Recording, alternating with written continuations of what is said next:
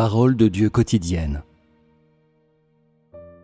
Si les gens pouvaient vraiment voir clairement le droit chemin de la vie humaine, ainsi que le dessein de Dieu dans la gestion de l'humanité, ils ne tiendraient pas leur avenir et leur destin personnel comme un trésor enfoui dans leur cœur. Alors, ils ne verraient plus d'intérêt à servir leurs parents, qui sont pires que les pourceaux et les chiens.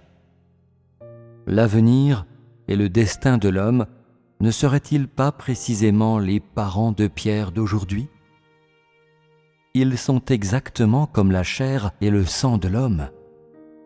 Que seront la destination et l'avenir de la chair exactement ?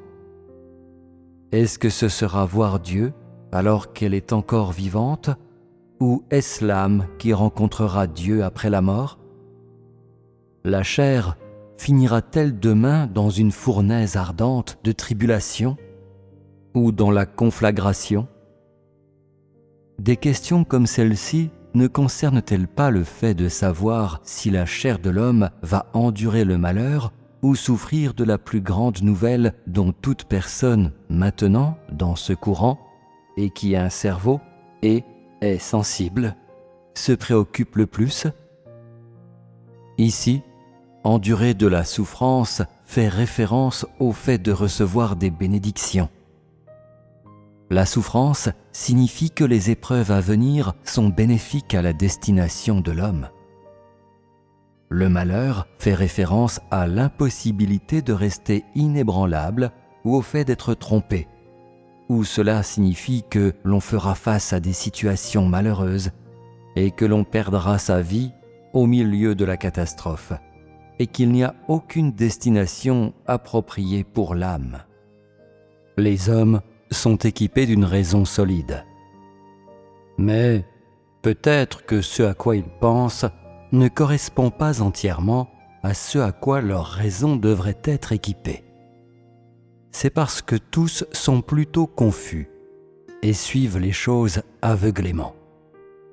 Ils devraient tous avoir une connaissance approfondie de ce en quoi ils devraient entrer, et ils, en particulier, devraient éclaircir en particulier ce en quoi on devrait les faire entrer pendant la tribulation, ainsi que ce dont ils devraient être équipés au cours des épreuves de feu.